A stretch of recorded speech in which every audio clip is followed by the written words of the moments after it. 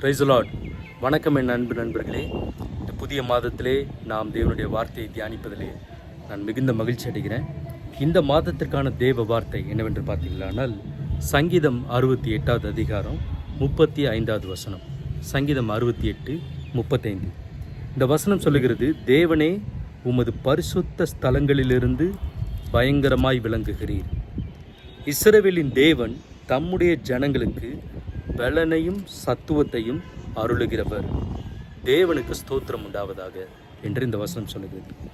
பாருங்கள், இந்த வசனத்தை நம்ம ரெண்டு பகுதியாக பார்க்கலாம்.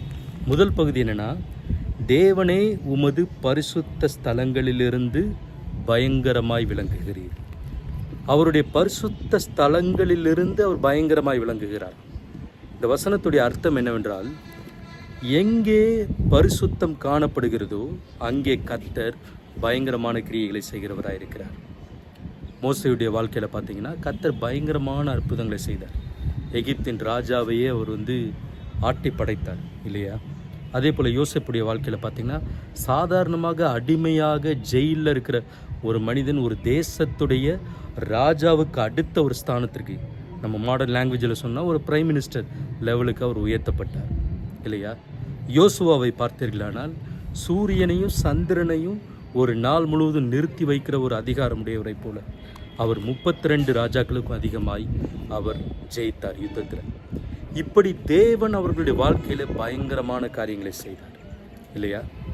ஏன் அப்படின்னு பார்த்தீங்கன்னா, இந்த 3 பேருடைய வாழ்க்கையில் பார்த்தீங்கன்னா பரிசுத்தத்திற்கு குறைவே இருக்காது. எங்கேயுமே அவர்கள் செய்த பாவங்களோ இல்லை பெரிய தவறுகளோ பெரிதாக அங்கு நம்ம பார்க்கவே முடியாது. வேதத்தில் பரிசுத்தமாக இருந்தார்கள். அவர்களுடைய உள்ளம் பரிசுத்தமாக இருந்தது, அவர்களுடைய வாழ்க்கை பரிசுத்தமாக இருந்தது. நம்முடைய உள்ளமும் வாழ்க்கையும் பரிசுத்தமாக இருக்கும்போது பார்த்திங்கன்னா, நம்முடைய குடும்பம், நம்முடைய சுற்றி இருக்கிற காரியங்கள் பரிசுத்தமாக இருக்கும்போது பார்த்திங்கன்னா, தேவன் பயங்கரமான காரியங்களை நமக்காகவும் செய்வார். நீங்கள் எதிர்பார்க்கிற ஒரு பயங்கரமாக கத்துற ஒரு பெரிய அற்புதத்தை செஞ்சார், பயங்கரமாக ஆக்கிட்டார் அப்படின்னு நீங்கள் அப்படிப்பட்ட காரியங்களை நீங்கள் விரும்புனீங்கன்னா, அந்த பயங்கரம் எப்போ வரும்னா, நாம் பரிசுத்தத்திலே வளரும்போது கர்த்தர் பயங்கரமான கிரியைகளை செய்கிறார். இங்கே பாருங்கள், அந்த வசனம் அழகாக சொல்லுது பாருங்கள். தேவனே உம்முடைய பரிசுத்த ஸ்தலத்திலிருந்து அப்படின்னு சொல்லலை, பரிசுத்த ஸ்தலங்களிலிருந்து பயங்கரமாய் விளங்குகிறீர். எத்தனை பேர் கர்த்தருக்குள்ளே பரிசுத்தமாக இருந்தாலும் அத்தனை பேருக்கும் ஒரு பயங்கரமான தேவனாக இருக்கிறார்.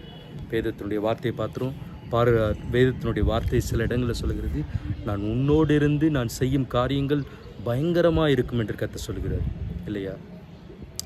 இந்த தேவனுடைய மகிமை அப்படி வெளிப்படுவதற்கு நம்முடைய வாழ்க்கையிலே அவர் இப்படிப்பட்ட பரிசுத்தத்தை விரும்புகிறார். கர்த்தர் நல்லவர். சரிங்களா? சரி, தொடர்ந்து பார்ப்போம். அடுத்த பகுதியை பாருங்கள். இஸ்ரவேலின் தேவன் தம்முடைய ஜனங்களுக்கு பலனையும் சத்துவத்தையும் அருளுகிறவர். தேவனுக்கு ஸ்தோத்திரம் உண்டாவதாக.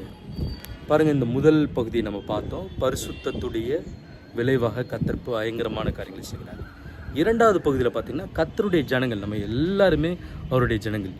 அவருடைய நாமத்தின் மேல் விசுவாசம் உள்ளவர்களாய் அவரை ஏற்றுக்கொண்டவர்கள் எத்தனை பேர்களோ அத்தனை பேர்களும் தேவனுடைய பிள்ளைகளாகும்படிக்கு அவர் நமக்கு கிருபை செய்திருக்கின்றார்.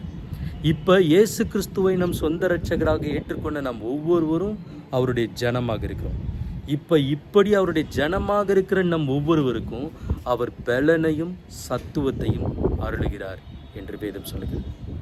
என்ன பலன், என்ன சத்துவம், என்ன பலன் என்ன சத்துவம் வேண்டுமானாலும் அதை கர்த்தர் அருளுகிறவராக இருக்கிறார். கர்த்தருக்கு காத்திருக்கிறவர்களோ புது பலன் அடைந்து கழுகுகளைப் போல செட்டைகளை அடித்து உயர எழும்புவார்கள். அவர்கள் ஓடினாலும் இளைப்படையார்கள், நடந்தாலும் சோர்ந்து போகார்கள் என்று ஏசாயா 40:31 சொல்லுகிறது. கர்த்தருக்கு காத்திருங்க. நீங்கள் அவருடைய ஜனமாக இருக்கிறீங்க. உங்களுக்கு என்ன பலன் வேண்டுமானாலும், எப்படிப்பட்ட பலன் வேண்டுமானாலும் கர்த்தர் அதை உங்களுக்கு தர வல்லவராக இருக்கிறார். ஒருவேளை வயசாயிடுச்சுங்க, சரீரத்தில் பலனே இல்லைங்க அப்படின்னு நினச்சிங்கன்னா, கர்த்தர் கழுகுகளைப் போல உங்களுக்கு சிறகுகளை பலத்தை உண்டு பண்ணுகிறவராக இருக்கிறார். கழுகு வயசான காலத்தில் தான் பலன் அடையும் என்று நம்ம கேள்விப்படுகிறோம். அப்படி கர்த்தர் உங்களுக்கு பலனை கொடுப்பார் பாருங்கள். ஒருவேளை வேலையில் எனக்கு பலன் வேணும், ஞானம் வேணும், அறிவு வேணும் அப்படின்னு கேட்டிங்கன்னா கர்த்தர் அதை தருகிறவராக இருக்கிறார். ஒருவேளை வாழ்க்கையில் சோர்வான சூழ்நிலைகள் உங்களை ரொம்ப நெருக்கி ஒரு டிப்ரெஷனில் இருக்கீங்க, ஒரு பலனே இல்லை, சோர்வாக இருக்கிறீங்க, நீங்கள் எதிர்பார்த்த காரியம் நடக்கவில்லை அதனால் சோர்ந்து போனீர்கள், இல்லை எதிர்பார்க்கிற காரியம் நடப்பதற்கு தடையாக இருக்கிறது அதனால் சோர்ந்து போனீர்கள், ஆனால் கர்த்தர் உங்களுக்கு பலனை தருகிறவராக இருக்கிறார். உங்களுடைய பலன் என்ன வேண்டுமானாலும் சரி. ஒருவேளை நோயினால் வாடிக்கொண்டிருக்கிறீர்களா, கர்த்தர் உங்களுக்கு தெய்வீக சுகத்தை, பலனை, சத்துவத்தை தர வல்லவராக இருக்கிறார். வேலையில், தொழிலில் ஒரு முன்னேற்றம் வேணும், ஒரு சத்துவம் வேண்டும், ஒரு பலன் வேண்டும் நினைக்கிறீங்களா, கர்த்தர் அதை தர வல்லவராக இருக்கிறார். ஏனென்றால் நீங்கள் அவருடைய ஜனங்கள். அவருடைய ஜனங்களுக்கு அவர் சத்துவத்தையும் பலனையும் தருகிறார். ஆகையினால கர்த்தருக்கு ஸ்தோத்திரம் உண்டாகட்டும். தேவனுக்கு மகிமை உண்டாவதாக. சங்கீதம் 68வது அதிகாரம் 35வது வசனம் மீண்டுமாக படிக்கிறேன். தேவனே, உமது பரிசுத்த ஸ்தலங்களிலிருந்து பயங்கரமாய் விளங்குகிறீர். இஸ்ரவேலின் தேவன் தம்முடைய ஜனங்களுக்கு பலனையும் சத்துவத்தையும் அருளுகிறவர். தேவனுக்கு ஸ்தோத்திரம் உண்டாவதாக. இதுவே இந்த ஆகஸ்ட் மாதத்திற்கான தேவனுடைய வார்த்தை. கர்த்தர் உங்களை ஆசீர்வதிப்பாராக. God bless you. Thank you.